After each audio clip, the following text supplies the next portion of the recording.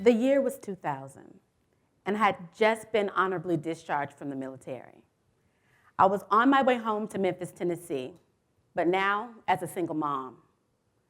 I was looking forward to going back to college, earning my college degree, and also getting a good job.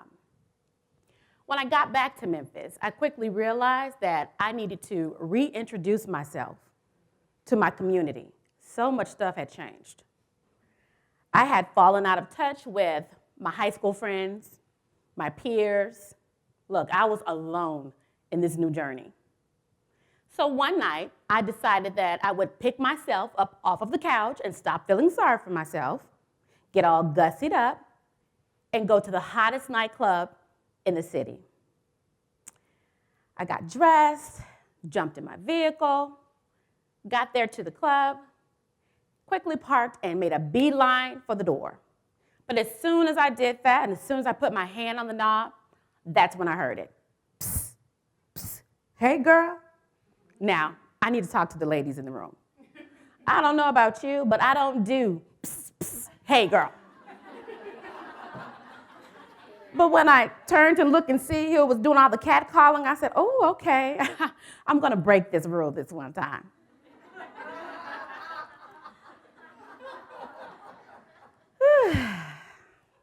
You don't wanna go in there? See, me and my man, we just left up out of there and it was boring, it's lame. You need to join us to go have something to eat at this restaurant down the street. Okay. Not a problem. I mean, that's what I was there for, right? Trying to meet new people, get out, socialize. So I agreed, jumped back in my car, and followed them to this restaurant that was not too far from the nightclub. When we got there, we were quickly seated. Conversation ensued. In fact, no, it flowed. Me and the new friend, we made a connection. Got lost in each other's eyes.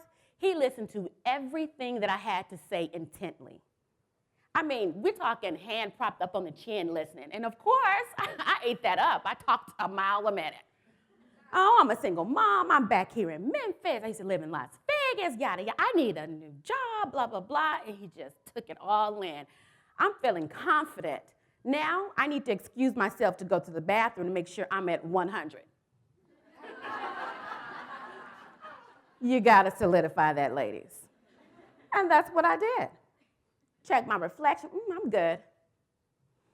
On my way back from the bathroom, though, I got this feeling. Something's not right, but I dismissed that. Walked slowly back from the bathroom. I took a look around the restaurant. Everybody is all into their conversations. Nobody gave me a second look. They're eating good.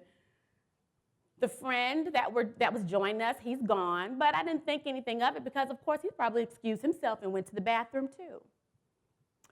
But when I got back to the table, that feeling that I felt in the bathroom, it was back. In fact, my heart dropped into my stomach. You see my new friend with that $1 million smile? The smile was gone. He had this new dark aura about him. He looked stern. He took a look at me and he said, sit down. Okay, now, I'm the type of person when I get nervous, I start giggling uncontrollably. Oh, I hate that. Yeah. Toshia, sit down. Immediately I start checking for, you looking for this? My purse. So wrapped up in all that was going on, I left my purse at the table. So I sat down, as I was told. When I sat down, he scooted in closer to me. He scooted in so close, I could feel his breath on my neck, and the hairs of the back of my neck stood up. I knew this wasn't a joke, because at this point, I felt something really cold and hard pressed against my thigh. My worst suspicions. I looked down, and it was a gun. The tears started rolling up in my eyes, and they started rolling down my cheeks. He said, suck it up. Do not call attention to this table. See, this is how it's going to go.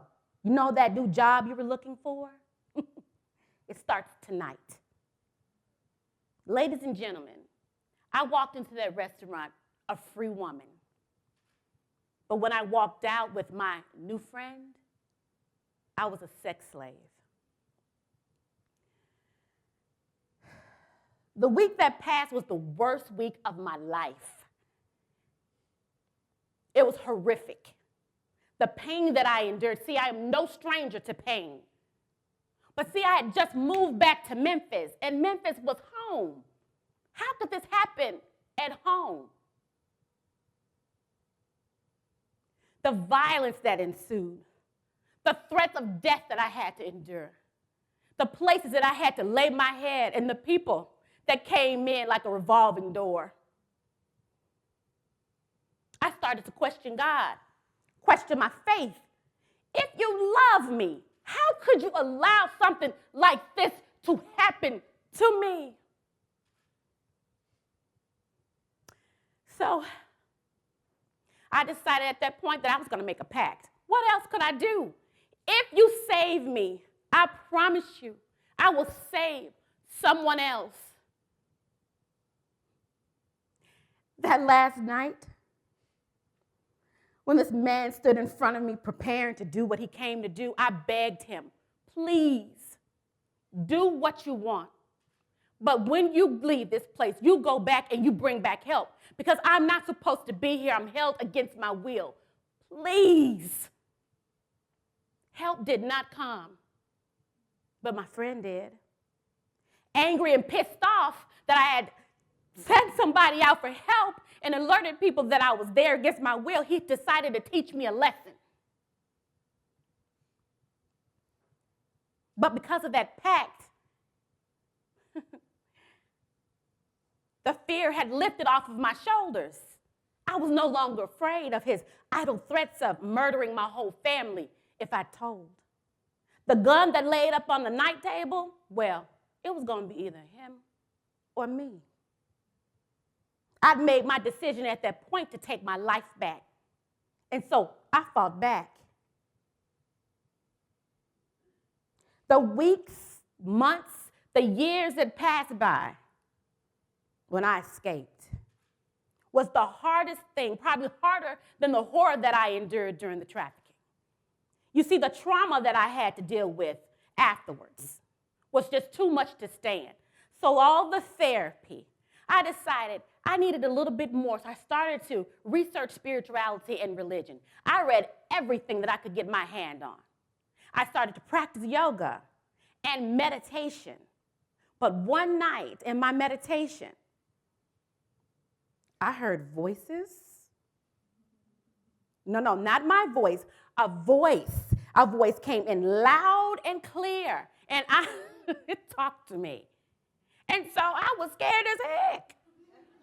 I jumped up and I immediately ran to my mother's room. I dived up under the covers with her and I made her cuddle me. Oh yeah, grown woman, cuddle me, mama. It's like, what is wrong with you? I hear voice. Something is talking to me while I meditate.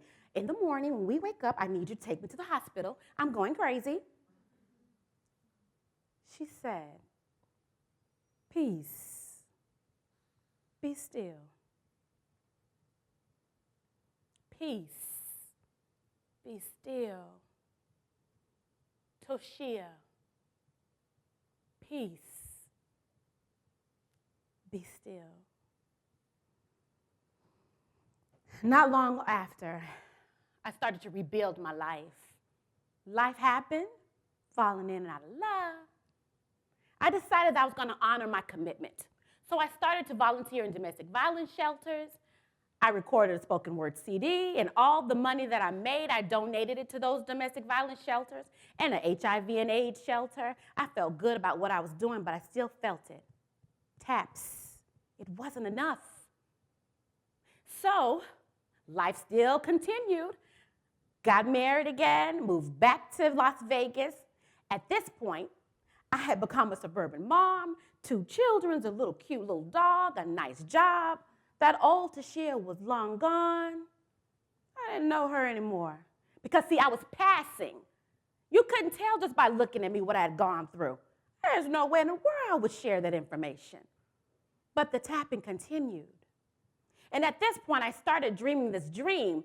Every night, it was the same dream that I was a young child, and I walked to the edge of the lawn of my childhood home. I would sprout these wings and start flying. Every night like clockwork. So, in the fall of 2010, I founded Purple Wings, a nonprofit organization to help at-risk girls, because see, I needed to give back. I needed to help girls that were like me. But I still wasn't comfortable telling them what I had gone through. Girl after girl would sit in front of me and tell me their stories about how they had had pain and suffering, how they had been someone's sex slave, sexual exploitation, violence in the home, but that sex trafficking took a hold on me, and it just wrenched my gut that I couldn't tell them, me too. I feel you, I understand what you're going through. Me too.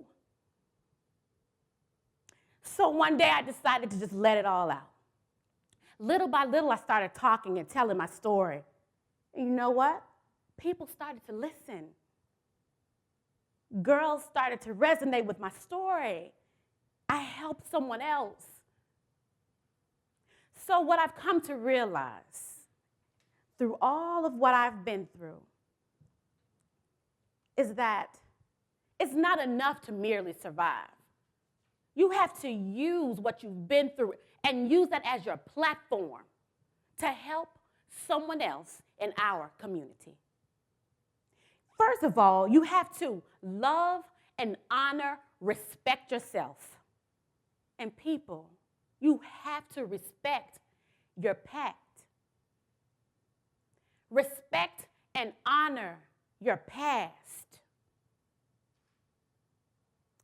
What I've learned is that when you use your voice, you give others permission to use theirs. So I stand in front of you today to say, hello, my name is Toshia Shaw. I am a domestic violence and human trafficking survivor. I am a mentor, and I am a leader in my community. What is your story, and what will it do for you? Thank you.